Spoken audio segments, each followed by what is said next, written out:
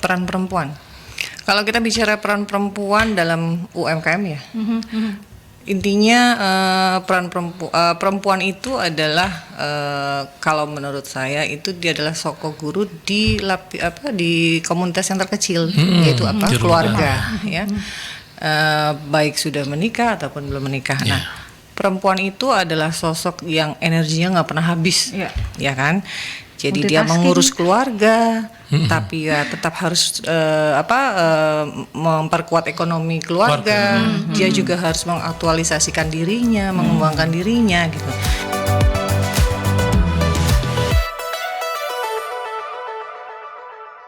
Sembilan FM Merkuri, sahabat dan Anda sekarang ini mengikuti sebuah perbincangan yang bisa dikatakan ini lanjutan dari minggu lalu, sahabat, talk show perdana Rumah UMKM. Karena setiap hari Rabu nantinya dari pukul 3, sahabat, Anda akan berada di sebuah talk show Rumah UMKM yang membahas berkaitan dengan apa saja yang akan menginspirasi sahabat-sahabat Merkuri, warga kota Surabaya berkaitan dengan UMKM.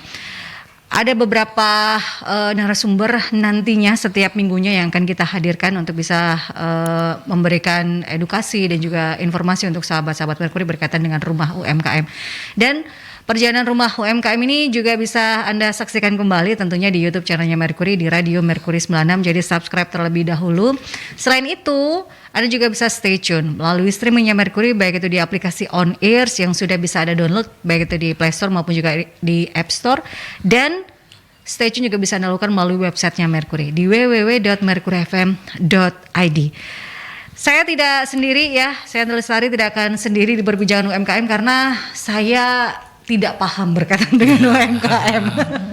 Ada orang-orang yang nantinya akan membuat kita akan lebih paham berkaitan dengan UMKM, selain juga narasumber yang tentunya akan memberikan Anda edukasi dan informasi. Sudah hadir, silakan memperkenalkan diri masing-masing. Saya hanya mengenalkan saja Mbak Lucy dan Mas Freddy. Baik, saya Freddy ya, dari Barto Advent. Di sini saya yang membina beberapa UMKM di Surabaya. Kemudian ada Bu Lucy, monggo. Iya, terima kasih Freddy, juga Yanti. Saya Lucy dan insya Allah kita akan ketemu setiap hari Rabu sore untuk bersama-sama dengan teman-teman pelaku UMKM dan semua stakeholder gitu ya, ngobrolin masalah UMKM, belajar bareng. Betul, saya juga akan banyak belajar ya, karena saya tidak paham. Banyak orang yang pengen memulai UMKM ini kan harus punya usaha, berarti kan namanya juga UMKM usaha startnya dari mana gitu. Iya, awalnya dari mana itu. Betul, itu yang harus dipahami oleh sahabat-sahabat Merkuri. Dan jangan khawatir juga, Anda bisa bergabung, bertanya bersama dengan narasumber melalui line telepon di 5620096 atau di WhatsApp call dan juga WhatsApp Messenger di 08173096. Sudah hadir saat ini di studio di edisi Rabu 14 Desember 2022. Ini berkaitan dengan menyongsong Hari Ibu, peran perempuan dalam ekonomi tentunya kita rasakan benar. Betul. Gitu ya. Terutama UMKM, karena tema di Rumah UMKM edisi kali ini adalah perempuan dan kebangkitan ekonomi. Ada Mbak Neni Gunarso. Saya bilangnya Mbak aja ya supaya lebih enak. Ya kan? Kalau formal sekali kalau Ibu Bapak ya. Dengan Mbak Neni Gunarso, beliau founder Galeri Kreatif UMKM Pamasa. Nah, ini juga kita akan pengen tahu lebih banyak apa itu Pamasa. Nah, kita pertama dulu apa kabar? Alhamdulillah sehat Mbak Yanti. Terima kasih sudah hadir untuk memberikan edukasi ya. Terima kasih juga sudah mengundang untuk sharing Mbak. Iya. Kalau edukasi kok. Ngajarin. Sharing tapi kan pengalamannya banyak sehingga Betul, itu menjadi pembelajaran penting untuk yang akan mulai dan ingin naik kelas. Masih terus sama-sama belajar. Kalau kita bicara tentang UMKM dan ini bicara peran perempuan, ya perempuan dan kebangkitan UMKM. Kalau menurut Mbak Neni sendiri di Kota Surabaya seperti apa sih peran perempuan? Kalau kita bicara peran perempuan dalam UMKM ya, intinya peran perempuan itu adalah kalau menurut saya itu dia adalah sosok guru di komunitas yang terkecil, yaitu keluarga, ya. Baik sudah menikah ataupun belum menikah. Nah, perempuan itu adalah sosok yang energinya nggak pernah habis, ya kan? Jadi dia mengurus keluarga, tapi ya tetap harus memperkuat ekonomi keluarga. Dia juga harus mengaktualisasikan dirinya, mengembangkan dirinya gitu. Iya, seperti yang sudah kita sepakati bersama bahwa perempuan adalah memang diciptakan untuk multitasking. Ya, siap. Saya lagi sendiri sini. Tanpa ada maksud memojokkan gitu. Ya, enggak lah, tapi tetap lah. Cuma harus tahu tetap gitu ya. dibantu. Sekedar tahu ya. Dan akhirnya tanpa disadari dari keinginan untuk memperkuat ekonomi keluarga itu sendiri, maka tercipta sebuah lapangan pekerjaan yang bisa dilakukan dari rumah. Kurang lebih seperti itu sih, Mbak. Jadi memang perannya memang orang merasanya kadang perempuan itu saya tuh nggak bisa karena saya seorang perempuan, nggak boleh berpikiran seperti itu. Nggak boleh banget. Ada keterbatasan gitu, sama aja ya Mbak, perempuan ataupun juga laki-laki dalam memiliki sebuah usaha gitu, tidak ada keterbatasan atau tidak ada hal yang membedakan gitu. Iya. Buat saya perempuan itu harus memiliki kesempatan yang sama, memiliki ruang yang sama. Kalau kita bicara peran di dalam rumah tangga jelas sudah berbeda, ya kan? Walaupun kadang-kadang di beberapa case tertentu juga hal itu juga pada akhirnya juga seorang perempuan bisa kita bicara seperti single parent lah. Akhirnya jika dia harus menjadi keduanya gitu. Tapi kalau kesempatan buat saya harus sama gitu. Kesempatan untuk berusaha itu harus sama dan harus kesempatan rata, dalam gitu ya. Betul. Nah, kita karena Mbak Neni Gunarso ini adalah founder Galeri Kreatif UMKM Pamasa, kita juga akan bertanya, Galeri Kreatif UMKM Pamasa kalau boleh di-sharingkan untuk sahabat-sahabat Merkuri. Ini apa sih Mbak Neni? Galeri Kreatif UMKM Pamasa itu adalah sebuah payung atau sebuah wadah buat teman-teman UMKM mendisplay produknya. Jadi gampangnya gitu adalah toko oleh-oleh ya. Toko oleh-oleh. Tapi toko oleh-oleh plus sih sebenarnya. Plus maksudnya aktivitas di Galeri Kreatif UMKM Pamasa ini tidak hanya sekedar kita mendisplay produk, kita jualan, enggak. Kenapa kok disebutnya Galeri Kreatif? Bukan Galeri UMKM Kreatif. Beda. Kalau buat saya UMKM semua kreatif. Keren-keren. Ide teman-teman UMKM gak usah dibilang kreatif, udah kreatif gitu. Nah, kenapa galerinya yang harus kreatif? Kalau UMKM-nya udah kreatif, galerinya diam aja, mau jadi apa? Betul. Mau diapain produk kreatif itu? Aja. Nah, makanya kita bilangnya kita galeri kreatif. Kenapa? Karena kita di situ secara keseluruhan kita juga melakukan aktivitas. Satu, kita tidak hanya di sosial media, kita juga mempromosikan, kita juga aktif membawa produk-produk teman-teman di situ untuk ikut pameran, untuk ikut aktivitas-aktivitas yang lain gitu. Yang pertama, yang kedua, kita juga ada pendampingan bisnis. Pendampingan bisnis artinya begini. Yang masuk ke sana memang kita ada beberapa persyaratan untuk produk makanan minimal tuh PIRT. PRT ya. Tapi kan kadang-kadang ada yang sudah punya halal, ada yang belum punya. Nah, itulah pendampingan yang kita maksudkan, gitu. Sedangkan di tahun 2024 nanti seluruh produk makanan itu sudah harus halal.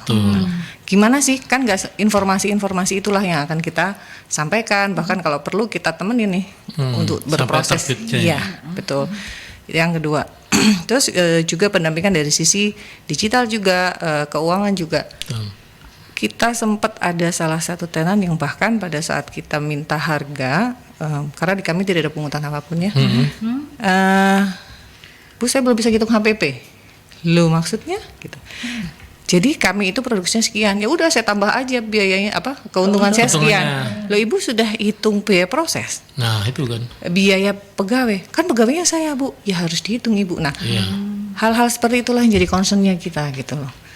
Nah, kemudian kita juga ada kelas belajar. Nah, kelas belajar itu secara berkala kita adakan dengan ada 4 ya. Saat ini baru 4 sih. Jadi digital marketing, kemudian ada tentang branding, public speaking, dan digital literasi.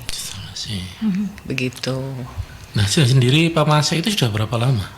Pamasa itu lahir karena pandemi, Mas. Pandemi? Iya. Oh, jadi bertahan ya. Pandemi berarti ya? Ya, saat itu saya sendiri kan UMKM kuliner ya. Iya. yang waktu pandemi itu memang kerasa banget gitu. Betul. Seluruh outlet saya satu persatu saya tutup. Tapi pada akhirnya saya mikir gini, ini nggak bisa nih lama-lama kayak begini, gitu. Harus ada paling tidak walaupun bukan sesuatu yang besar yang bisa kita lakukan, tapi menyemangati, memprovokasi kita semua untuk tetap semangat, untuk tetap berdiri, untuk tetap berjalan kan gitu. Alhamdulillah ada gayung bersambut lah. Saya ngobrol dengan salah satu pimpinan sebuah hotel di Surabaya. Akhirnya dari obrolan itu kami difasilitasi untuk membuka galeri situ secara itu galeri pribadi tapi tetap melalui kemudahan dari pihak hotel. Karena kan setiap hotel harus memiliki atau memfasilitasi UMKM sendiri. Nah, kebetulan hotel itu juga sebelum kami membuka galeri itu juga sudah punya program dengan Barto and Friends gitu. Dan memang kebetulan beliau itu sangat concern dengan UMKM, sangat concern. Barto and Friends tuh malah setiap seminggu sekali ya Mas ya. Seminggu sekali gitu, selalu ada kelas di situ for free semuanya. Gitu Mbak. Nah, jadi kalau tadi galerinya sudah ada, kemudian ada pendengar gitu ya, sahabat Merkuri yang dengar siaran kita, terus kepingin produknya itu loh muncul di situ, itu gimana tuh? Tinggal menghubungi kami sih, bisa DM atau follow dulu di IG-nya @galeri Pamasa, di Instagramnya @galeripamasa, bisa DM, nanti admin yang akan menghubungi. Apa aja syaratnya, gampang banget. Masuk biayanya gitu? Biaya nggak ada biaya. Oh nggak ada. Berarti kita sama ada ya. Free ya. Wah ini asik. Itu sudah termasuk nanti SPG kita yang nyiapin, display kita yang nyiapin, semua kita nyiapin, tinggal ngantar produk ke sana. Nanti admin kita yang akan menghubungi. Nah, untuk selama ini yang pernah dialami dari Pamasa ya, kan banyak yang mau daftar masuk ke galeri. Itu yang harus dicek apanya, mulai dari kualitasnya, makanan, produknya gimana? Karena kita ada di sebuah hotel yang hotel berbintang, kita tetap akan melakukan seleksi. Ya. Jadi produk yang masuk kita akan lihat dulu. Yang pertama perizinan. Itu tadi kalau makanan minimal PIRT, kalau fashion and craft mereka harus memiliki NIB. Itu yang kita dari awal kita coba selalu jadikan dasar. Kenapa? Kami juga kepengen juga mendukung program pemerintah bahwa kalau kita mau bisnis atau kita mau usaha, ya harus punya izin dulu. Kayak kita nyetir mobil juga harus punya SIM dulu gitu, ya kan? Nah, setelah melalui itu kita melakukan seleksi bersama pihak manajemen. Dari situ sudah nanti setelah yang seleksi itu masuk display. Kalau kayak yang makan juga ada kurasinya ya? Seleksi Mas. Seleksi. Gitu. Nah, ini untuk perizinan harus memang tertib administrasi dari awal yang harus juga dipahami. Jadi untuk yang ingin mendengar, wah saya pengen ini produk saya, berarti memang ada beberapa syarat-syarat yang harus dipenuhi, baik itu packaging dan lain sebagainya. Tapi kalau untuk di luar makanan kita bisa bantu untuk kalau belum punya NIB kita bisa bantu membuat gitu. Ya itu tadi salah satu dari program pendampingan itu tadi. Semua tuh free ya? Oh free. Alhamdulillah. Iya pendengar ini free nih. Ini ada cerita nih. Kalau tadi kan udah punya PIRT atau punya NIB gitu. Kalau masih punya angan-angan, kepengen bikin UMKM. Itu tadi belum punya produk. Belum punya produk. Boleh datang. Dia sudah ingin sekali. Boleh datang. Punya ini. Jadi pendampingan bisnis tidak hanya untuk yang punya bisnis. Kalau punya cita-cita aja, monggo datang kita sharing. Bisa janjian, bisa DM, bisa nanti admin akan mengaturkan waktunya ngobrol sama kita. Karena memang kita memberikan waktu untuk itu. Gitu. Jadi siap-siap resign gitu ya. Jadi setiap gini, karena sepanjang yang saya tahu, biasanya itu timbulnya suatu bisnis atau dibuatnya suatu usaha itu biasanya dari ngobrol-ngobrol begini, dari brainstorming, dari sharing. Itu pengalaman pribadi soalnya. Main bisa bangkit katanya. Oh, kau daplek Mas. Kau nak mandek ya pokoknya. Nah ini. Ide muncul dari ngobrol santai gitu ya. Dari ngopi-ngopi cantik gitu ya. Berarti ngobrol mana ini langsung keluar bisnis lagi nanti. Oh iya, boleh bisa. Boleh. Atau menginspirasi mendengarkan gitu ya. Nah kadang kan orang berpikir memulai usaha ini harus ada ilmunya, harus ada modalnya. Betul. Saya hanya memiliki niat, niat Banyak untuk niat, memulai ya. gitu ya. Ini berarti bisa menghubungi admin di Galeri Pamasa Iya. atau share Untuk cepat sharing, dulu ya, gitu ya. bisa. Jadi mana dulu sih Mbak Neni, idenya dulu, apa izinnya dulu, actionnya dulu? Iya. apa gini? Kalau bicara dulu harus dari niat itu tadi. Niat punya bisnis, ngobrol-ngobrol dapat ide, Tujuannya. punya ide dibuat bisnis plan-nya. Bisnis plan bisnis plan ya coret-coret lah ya Iya. gitu. Kemudian ya izin, Mbak. Supaya kita berangkat itu legalitasnya enak. Aman ya. Dari plan itu tadi dengan kita punya izin, peluang itu ada gitu. Kan fasilitas pemerintah tuh macam-macam. Ya. Tapi semua persyaratan pada saat mendaftar sekarang harus ada mencantumkan NIP. Kan sayang. Tuh. Dari sisi pembiayaan juga sama. Legalitas adalah nomor satu. Ini. Ya. Iya, sementara pemerintah pun juga memberikan kemudahan-kemudahan yang Banyak urusan sekali. legalitas Iya, itu. iya. Contohnya apa aja tuh misalnya yang melalui online misalnya? Ini saya pribadi aja ya. Saya itu NIP gratis, halal gratis, PIRT gratis gitu. Dari mana saya bisa gratis? Iya, saya mengikuti program-program pemerintah, komunitas-komunitas yang dibuat oleh pemerintah gitu. Rajin mencari informasi, rajin bersinergi, rajin berkolaborasi. Nah, Nah, itu Ya, yang penting. artinya ada yang berbayar. Ada kalau kita ngurus sendiri berbayar. Kecuali NIB ya. NIB itu sebenarnya kita tinggal buka OSS. Iya, Itu daftar one aja single ya. submission kan. Kita ikutin langkahnya. Tapi kita juga tetap butuh mencari informasi dulu. Kan kita berdasarkan KBLI ya. KBLI-nya apa dan segala macam, jangan sampai salah. Ya seperti itu sih. Kan apapun kalau kita mau melakukan kan sebaiknya kita ngumpulin data dulu ya. Informasi secara lengkap baru kita melangkah. Wah, ini seru ini. Ya, karena kan semuanya pengen, apalagi di wara-wara dari pemerintah 2023 kok bayangannya adalah suram. Jadi berpikirnya paling tidak saya harus memulai usaha. Pasti orang berpikirnya Iya. gitu, usaha. Buat sampingan gitu. Nah itu untuk tambah-tambahan. Tapi Iya. kita perlu tanya loh, ini Iya. termasuk yang meyakini kesuraman itu atau malah termasuk Nah, yang pede nih? gimana? Saya itu dari kecil nggak suka yang suram-suram.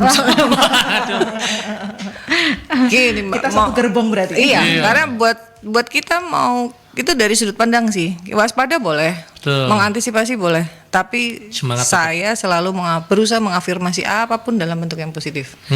Kalaulah ada, kita bicara 2023 yang konon katanya Resesi. apalah resesi, Iya.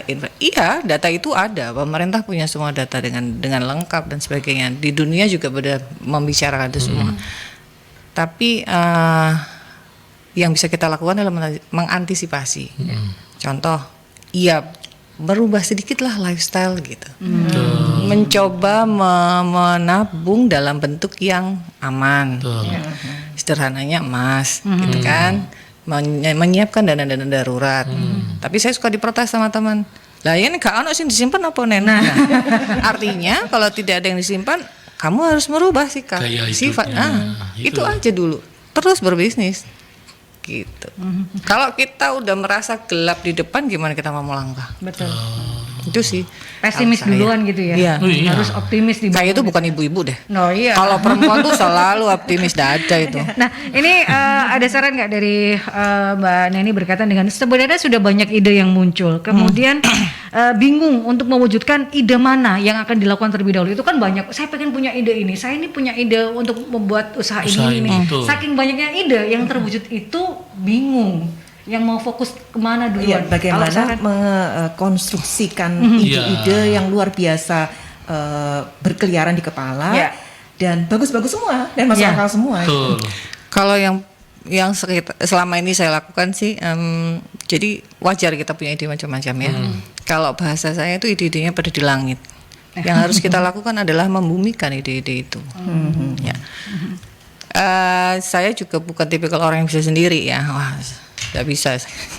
Jadi saya selalu sharing dan brainstorming itu buat saya berjalan dengan baik karena itu sangat mendukung. Dari ide-ide yang ada di langit itu kita bumikan, kalau bahasa saya kita catat. Aku pengen punya rental mobil, aku pengen buka toko kelontong, aku pengen buka kafe, Dari situ baru kita telaah lebih lagi.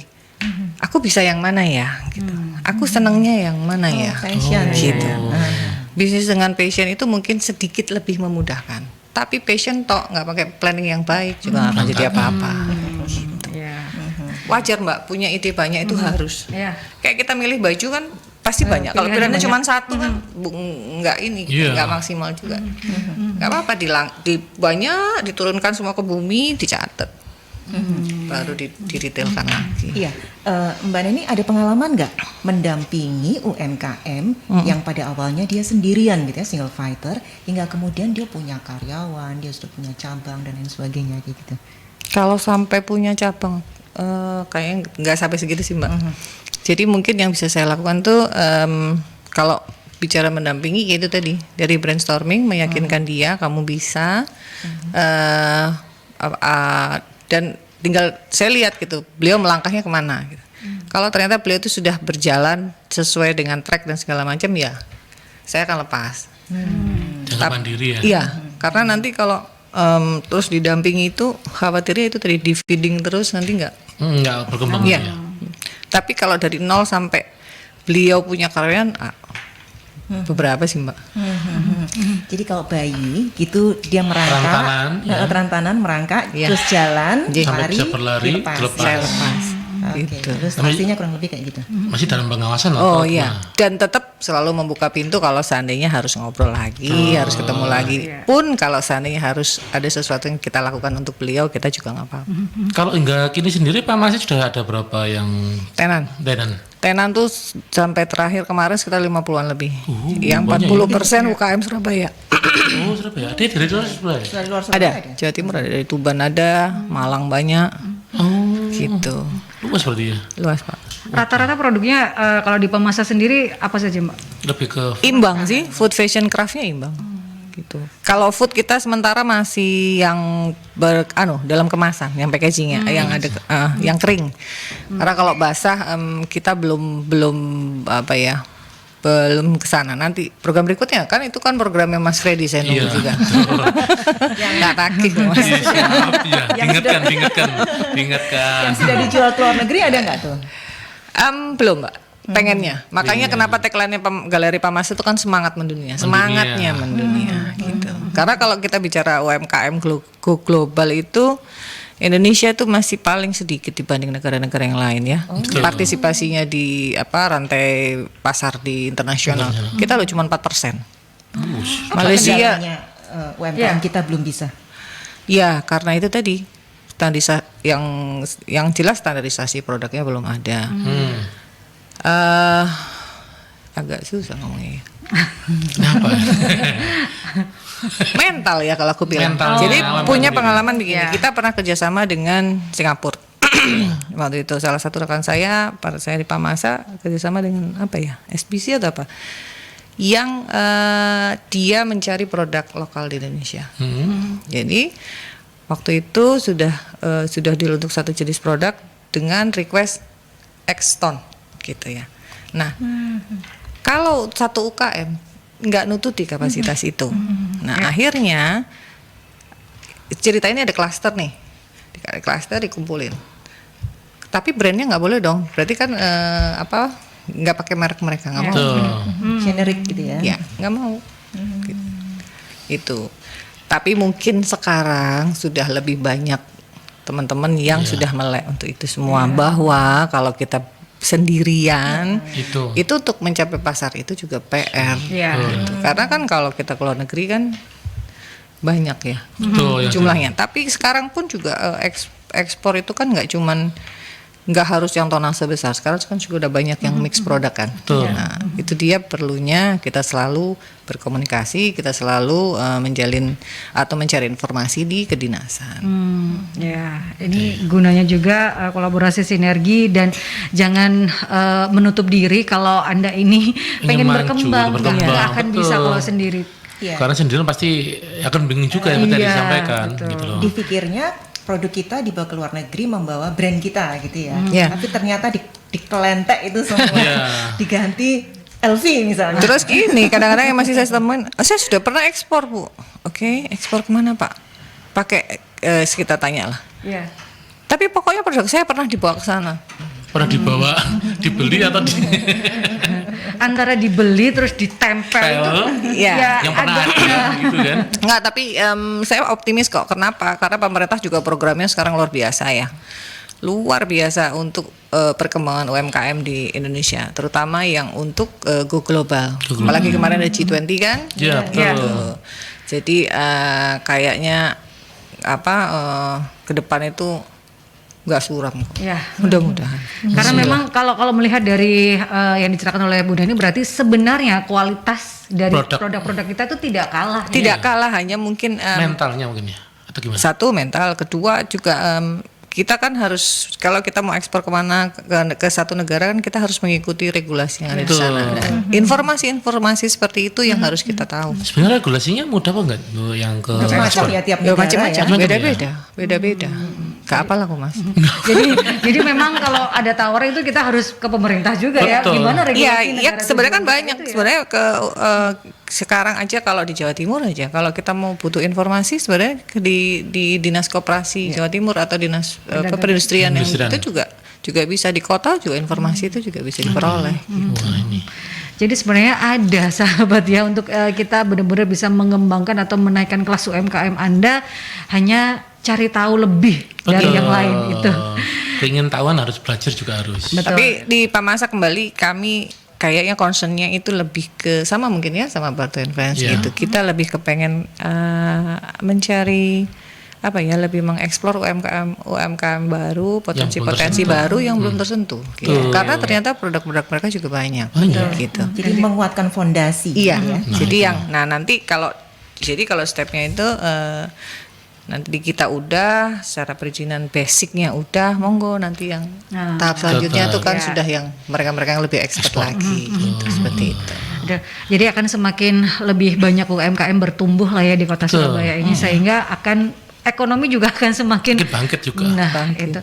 Dan sahabat, saya mengingatkan pada Anda bisa bergabung bertanya bersama dengan narasumber berkaitan dengan tema kita perempuan dan kebangkitan UMKM di Talkshow Rumah UMKM di line telepon di 562 0096 atau di WhatsApp call dan WhatsApp Messenger di 08173096 ya.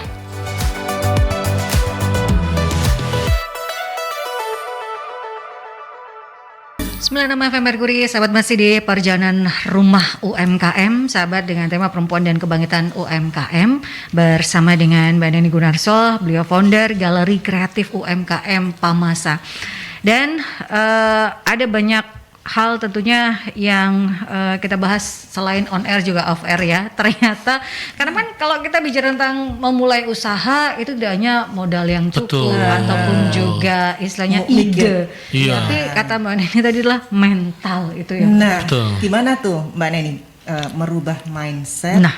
Apalagi yang sudah pernah terima gaji itu tiap bulan. Seorang employer, betul. Terus tiba-tiba harus memutuskan, Planner. aduh harus punya usaha nih. Gitu. Biasa bulanan dapat, ya kan? Iya. Gimana ya? Mengubah sesuatu yang sudah kita jalani selama bertahun-tahun itu memang nggak mudah gitu ya. Tapi kalau kita balik lagi, kalau kita punya keinginan yang kuat, kita punya niat yang kuat, itu akan membuat kita akan terus belajar. Paling enggak, oke, saya pensiun atau saya resign dari pekerjaan, aku pengen usaha ini, gitu kan? Aku pengen usaha ini. Dari situ dia mengumpulkan informasi, belajar dan belajar. Nah, yang kenapa kok saya bilang mental ya, kalau sampai gagal jangan berhenti, gitu. Karena sebuah usaha itu juga tidak akan berhasil begitu saja gitu. Semuanya butuh proses gitu. Jadi kadang memulai usaha semisal mencoba untuk berjualan sebuah produk makanan, kok nggak ada yang beli, tapi teman-teman misalnya marketnya dia hanya teman-teman yang kenal, teman-teman yang nggak enak nggak beli karena teman sendiri gitu kan ya. Terus misalnya tidak ada repeat order dan lain sebagainya, itu sudah mentalnya down. Betul. Itu iya betul. Kebanyakan kan memang seperti itu ya. Dan itu kan biasanya ya kalau kita di perkuliahan gitu yang diajari adalah bikin planning gitu. Ya. Tapi lupa mempelajari ketika krisis datang itu harus Harus gimana. ngapain, ya. Nah itu kan tidak mudah. Betul. Menyampaikan kepada mereka calon-calon pelaku UMKM ini bahwa akan ada fase seperti itu, dan kalaupun jatuhnya bisa jatuh betulan gitu ya, bek gitu. Ya. Nah, gimana tuh pengalamannya Mbak Neni? Kalau menurut saya itu memang learning by doing. Kalau kita tidak menjalani, nggak akan ada teori yang bisa menjelaskan itu semua. Meskipun mereka startnya sudah telat, mereka berusaha setelah mau pensiun gitu. Iya. Karena kan sebenarnya proses itu semua sama urutannya. Hanya bentuknya, hanya kebutuhannya. Mereka yang mengawali usaha di usia sekian, kebutuhannya apa? Mengawali usaha di usia sekian, kebutuhannya apa? Bisa jadi yang mengawali usaha setelah pensiun bukan untuk mendapatkan sekedar mendapatkan uang, tapi mencari kesibukan, menjaga tetap memiliki sebuah network gitu kan. Karena kan konon kalau kita berhenti beraktivitas kan juga ikut berhenti semua ini. Betul. Gitu. Jadi itu yang memang mental yang tidak bisa dimungkiri menjadi faktor utama ya. Betul. Tidak hanya niat dan juga modal sahabat. Jadi pantang menyerah apapun itu. Seperti yang dikatakan juga Mbak Neni bahwa Pamasa bahkan lahir di masa pandemi. Betul. Gitu ya. Nah dulu itu kenapa akhirnya kepikiran di masa pandemi loh Mbak, istilahnya Kepepet gitu. The power of kepepet, Mbak. Ya balik lagi, berawal dari sharing dan brainstorming dari teman-teman sekitar gitu kan, bahwa ini mau ngapain ini mau ngapain, ini nggak bisa seperti ini. Jadi mungkin sedikit saya bersama teman-teman kan juga ada satu event tahunan yang kita selalu buat ya. Mungkin kalau pernah dengar Women's Week, itu juga di tahun 2021 itu kita juga karena itu juga serem itu. Akhirnya karena tekad yang kuat bahwa kita harus bergerak walaupun dalam kondisi yang seperti ini. Tentu saja dengan mengikuti semua regulasi yang diberikan oleh pemerintah. Alhamdulillah di luar dugaan, karena mungkin teman-teman sudah terlalu lama nggak ngapa-ngapain gitu kan. Jadi 2021 tuh benar-benar yang kayak sebuah euforia gitu. Yang tadinya kita sudah pasrah, jujur aja kita di event di saat itu kita udah pasrah, udah yang penting kita bikin yuk gitu. Yang datang karena itu kan udah yang ketiga ya. Itu udah event yang ke tahun ketiga. Di luar dugaan, pengunjungnya, omsetnya, itu. Artinya di situ kan seperti kayak kita dapat sebuah pencerahan. Dalam kondisi apapun kita nggak boleh berhenti berusaha gitu. Apapun itu. Boleh nggak saya highlight kalimat Mbak Neni yang terakhir tadi bahwa ternyata kebutuhan kita untuk offline itu masih penting ya, meskipun sekarang eranya adalah era digital gitu, era online. Saya pribadi ya, ini jawaban saya pribadi penting. Pada akhirnya itu tetap kita butuh. Ini kalau kita bicara kita berdagang produk ya, tidak semua hal itu bisa kita online kan, terutama di Indonesia. Indonesia itu masih 80% itu orang senang datang ke toko. Tapi metode penjualannya boleh tetap kita yang boosting adalah online. Kenapa? Satu dari sisi kepercayaan. Oh ada kok tokonya di situ. Coba cek di Topet, coba cek di beberapa semua platform, semua ada tokonya. Kita lihat beberapa persen yang nggak ada tokonya, gitu. Rata-rata yang star seller dan segala macam mereka ada tokonya, gitu. Kalau menurut saya pribadi loh ya, sebagian besar juga orang nggak usah lah sekarang online aja. Tapi kalau saya pribadi tetap offline itu dibutuhkan karena keberadaan fisik sebuah usaha itu penting. Menguat kepercayaan masyarakat itu ya. Toko kan tidak harus sewa, di toko di rumah juga bisa. Bisa betul. Gitu. Tapi metode penjualannya lah melalui online lah yang kita boosting, yang kita perkuat. Kalau kita bicara tentang produk Mbak Neni, ini untuk yang akan memulai seperti produk fashion atau makanan itu, standarnya yang seperti apa sih yang pasar mau untuk yang di dalam negeri dulu? Standar yang harus dicapai itu seperti apa? Contoh kan kalau makanan. Kalau standar spesifik saya mungkin agak sulit ya buat ini. Tapi contoh kalau kayak kita bicara makanan, namanya makanan. Berarti yang dijual apa? Rasa. Kan? Ya sebelum kita melangkah ke berikutnya rasa dulu. Kalau bahasanya anak sekarang eatable. Iya, Bahasanya anakku yang kadang-kadang nggak paham. Tebel. Ya, betul.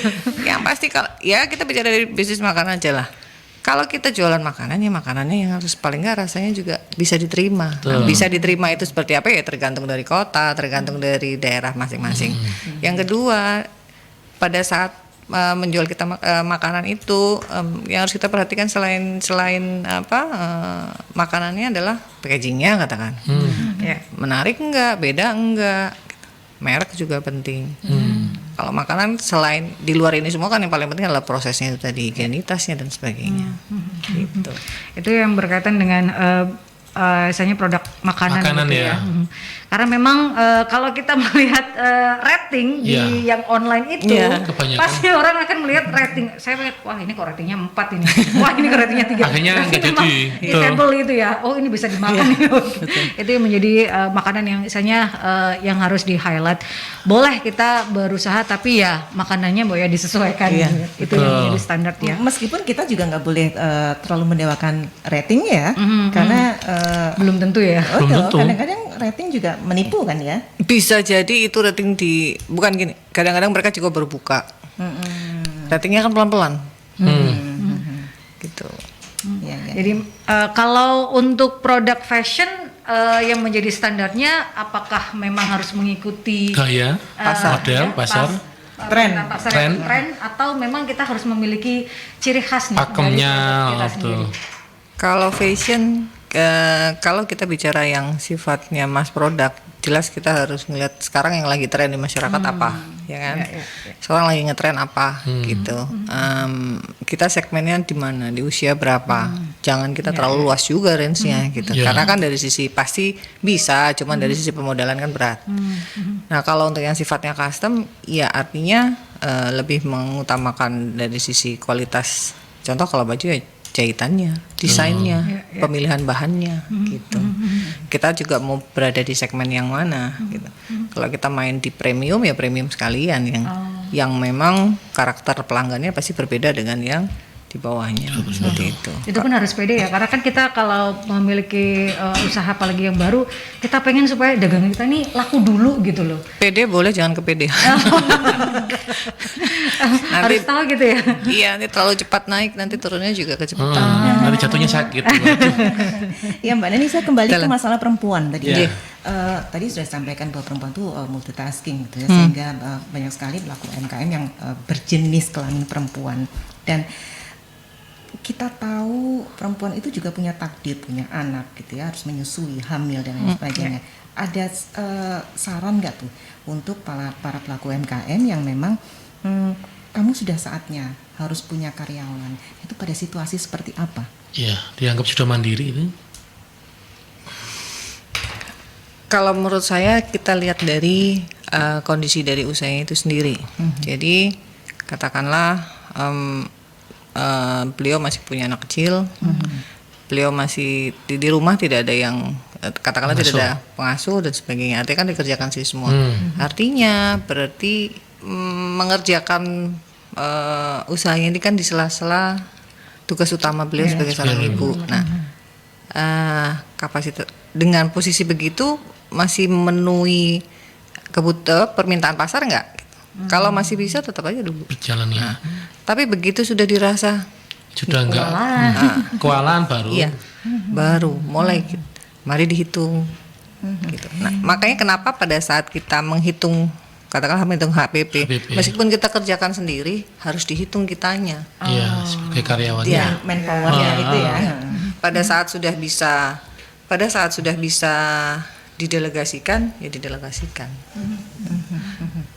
Jadi sebetulnya tolak ukurnya ada pada diri sendiri. Ketika saya merasa keteteran nih gitu. Baru untuk menambah. Atau kita bisa membuat perencanaan atau sebaiknya membuat perencanaan dari awal.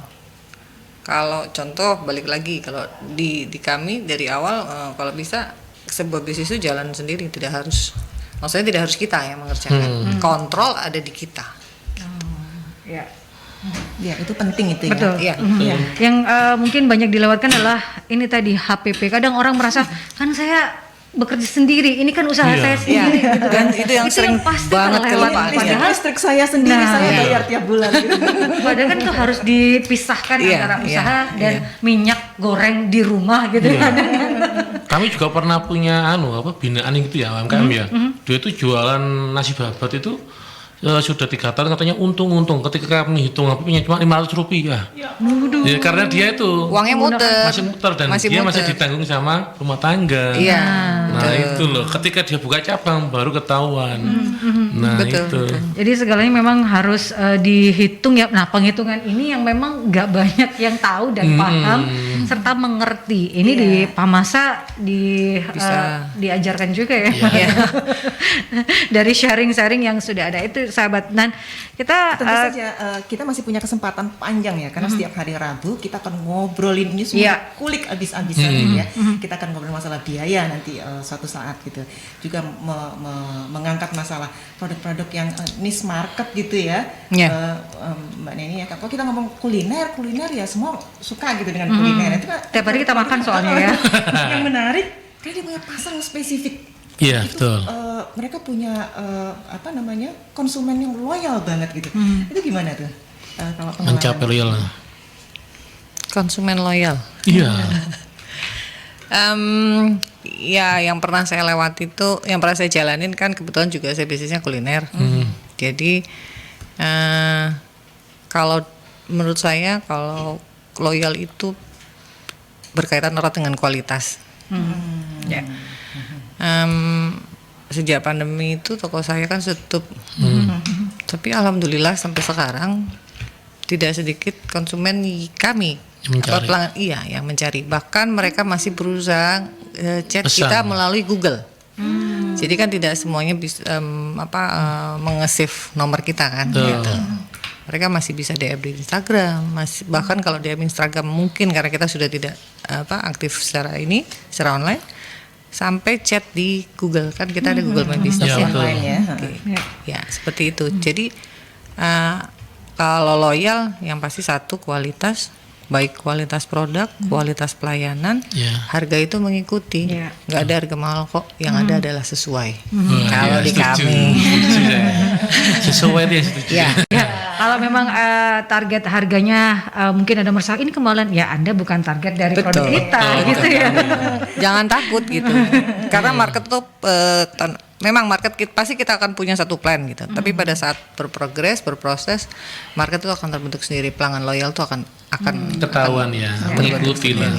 Nah, ini ada pertanyaan yang masuk dari WhatsApp-nya Merkuri Mbak Neni dari Pak Yanto. Bagaimana kalau problem usaha itu berkaitan dengan lapak di rumah, tapi masyarakat sekitar rumahnya itu kurang konsumtif? Apa yang bisa dilakukan? Apa saran dari Mbak Neni? Bisnisnya apa ya? Makanan kah? Ini kalau makanan itu tadi boleh lapak di rumah, sejak metode penjualannya yang harus ekspansi. Iya, harus diekspansi. Caranya bagaimana? Ya memaksimalkan online gitu.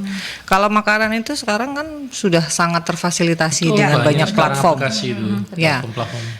Satu itu, kedua supaya tahu orang kita punya usaha di situ secara online, ya mau nggak mau kita tidak akan pernah bisa lepas dari sosial media. Bisa Instagram, bisa Facebook gitu. Nah, bagaimana mengoptimasikan itu? Ya itu ada caranya. Caranya gimana? Kita bisa mencari informasi dari website atau dari Google ya, gitu. Seperti itu. Jadi kalau semisal ya Pak Yanto, makanan mungkin tidak hanya pasif saja, mungkin ada beberapa pengetahuan-pengetahuan. Iya. Kalaupun seandainya itu tidak makanan non food, katakan fashion, sama. Lapaknya boleh di situ, tapi metode penjualannya memaksimalkan secara online. Tapi kalau di dalam kami di Pertentan, kalau ada teman-teman yang UMKM makanan, itu harus punya salah satu yang menjadi pembeda. Katakan contohnya ayam geprek, semua lagi booming. Nah, kita harus punya pembedanya supaya apa? Supaya orang tertarik dengan produk kita. Itu penting. Iya. Jadi akhirnya memang penting sekali ya kita mulai mencoba-coba masalah digital marketing itu, pemasaran online itu ya Mbak Neni ya. Karena kalau kita dagangannya offline, kan yang kejangkau cuman radius 1 kilo gitu, satu RT, satu RW. Tapi ketika kemudian kita sudah Ekspansi. mulai bermain online nih, ya sudah Limitless. Nah itu. Limitless. Apalagi kue bahasa saya bisa sampai Jakarta, bisa sampai sama. Kan sekarang ada platform transportasi sehari, itu, iya. kirim Iya, sehari segala sehari. macam. Ya itu. Nah, gimana caranya supaya kenal? Iya, melalui online itu tadi. Nah, itu Jadi kan, penting. jadi antara offline dan online, kalau saya pribadi offline itu tetap dibutuhkan. Gitu. Metode penjualannya aja yang harus Dirubah. di-boosting di online. Gitu. Jadi memang offline dan online dibutuhkan kalau menurut Mbak Neni karena online itu untuk lebih menjangkau pasar lebih Lebih banyak luas. lagi. Offline ini menguatkan yang online Iya. karena trust dari konsumen itu terhadap jualan Produknya. produk kita itu. Itu yang terpenting ya, sahabat. Dan kita ke jeda iklan terlebih dahulu karena kita masih ada beberapa iklan yang harus diputar, jadi tetap stay tune di 96 FM Mercury ya.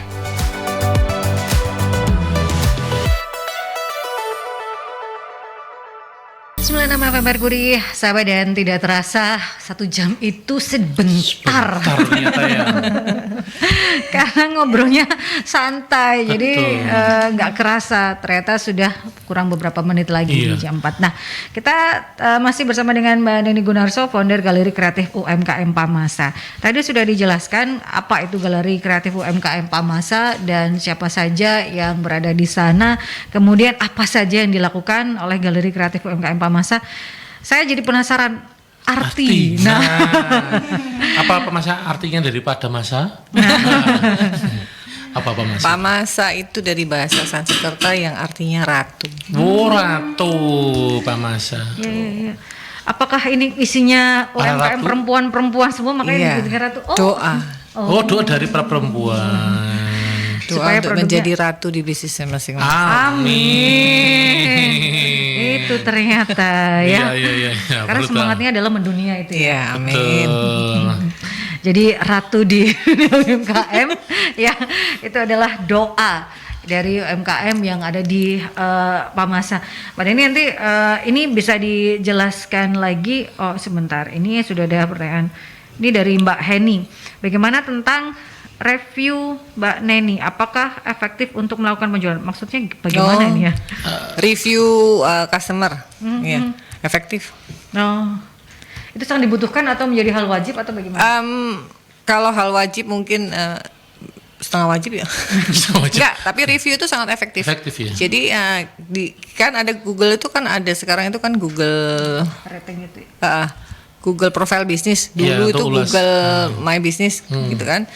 Itu ada review yang bisa diberi oleh konsumen yang sudah beli. Selain star review itu nanti akan sangat membantu dalam proses pencarian bisnis kita. Jadi kalau ratingnya bagus itu nanti akan dengan sendirinya kita akan yang searchingnya tuh banyak gitu. Betul. Viewernya banyak. Kalau gini gimana Mbak Neni?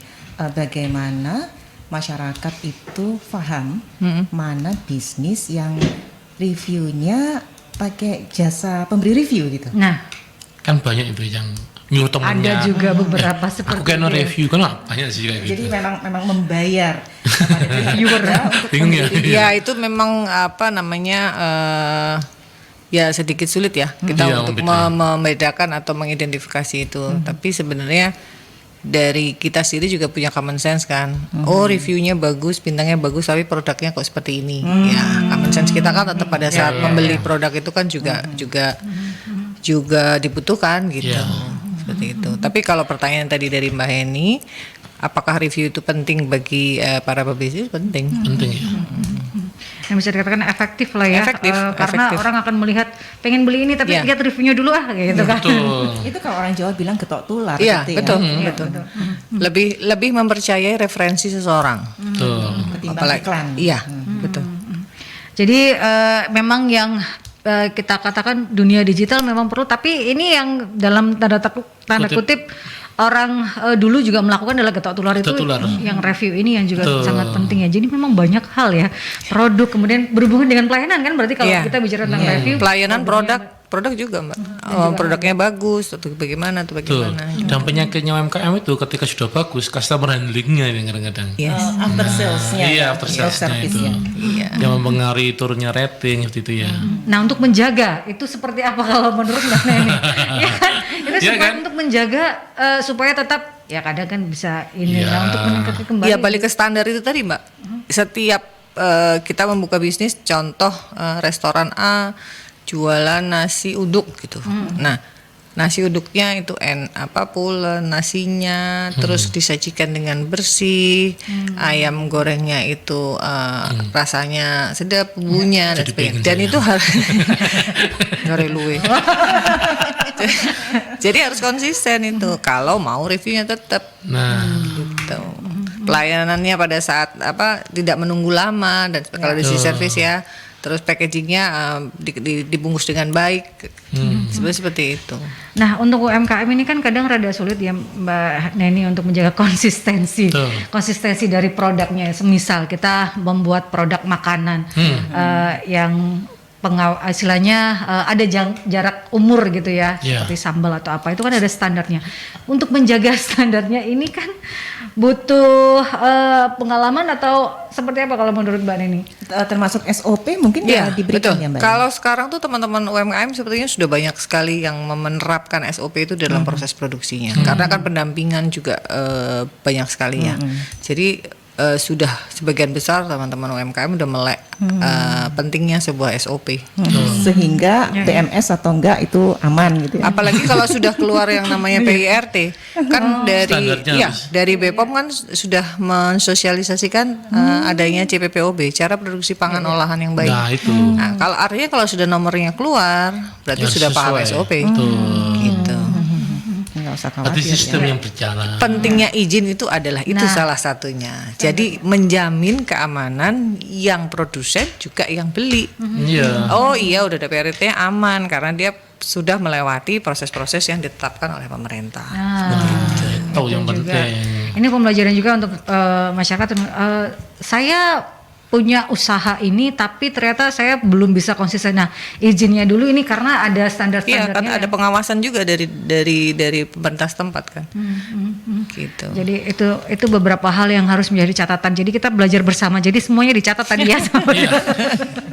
Kalau Anda tertinggal mencatat, Anda bisa menyaksikan kembali di YouTube channelnya Mercury di Radio Mercury 96 ya.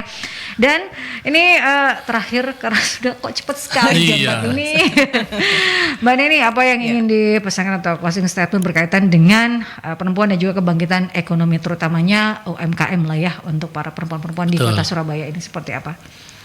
Ya, kita itu sudah sering sekali sakit karena kita terpuruk. Kita sudah berkali-kali kita jatuh, tapi kenyataannya kan kita berkali-kali juga kita bisa bangkit kembali ya.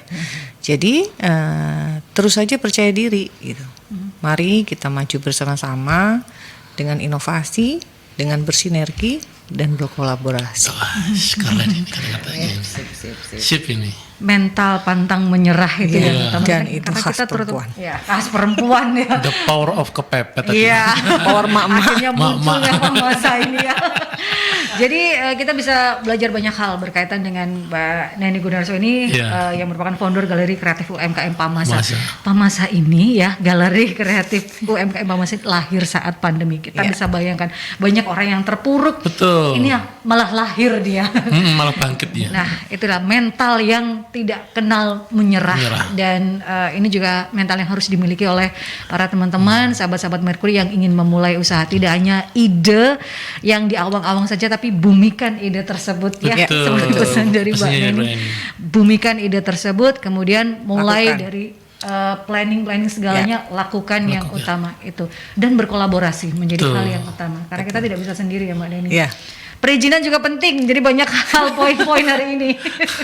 Iya, perizinan nomor 1 tuh. Nomor 1 malahan ya. Kalau ada ide tapi perizinan tidak jalan, sama saja sahabat. Karena kalau kita bicara UMKM, ini adalah bertahan dan naik kelas. Untuk Anda yang ingin memulai UMKM ataupun yang ingin UMKM-nya naik kelas, dengarkan terus perbincangan kita di Rumah UMKM yang hadir setiap hari Rabu dari pukul 3 sore ya. Untuk Anda yang tertinggal, Anda bisa stay tune kembali di YouTube channel Mercury di Radio Mercury 96. Jadi subscribe terlebih dahulu. Waktunya kita harus pamit dari perbincangan Rumah UMKM karena sudah pukul 4 dan ketemu lagi di perbincangan Rabu depan ya bersama dengan saya Andra Sari dan juga saya Freddy dan saya Lucy dan juga Mbak Denny Gunarso. Terima kasih sudah diundang sore ini. Terima kasih sudah hadir dan menyempatkan diri untuk sharing-sharing karena nggak mau bicaranya edukasi ya. sharing-sharing pengalaman, sharing-sharing istilahnya karena beliau juga mengatakan dengan sharing, dengan brainstorming muncullah ide-ide baru seperti itu. Dan tetap stay tune sahabat karena segala informasi, beragam informasi akan terus kami hadirkan untuk Anda. Saya Andra Lestari. Assalamualaikum warahmatullahi wabarakatuh. Waalaikumsalam.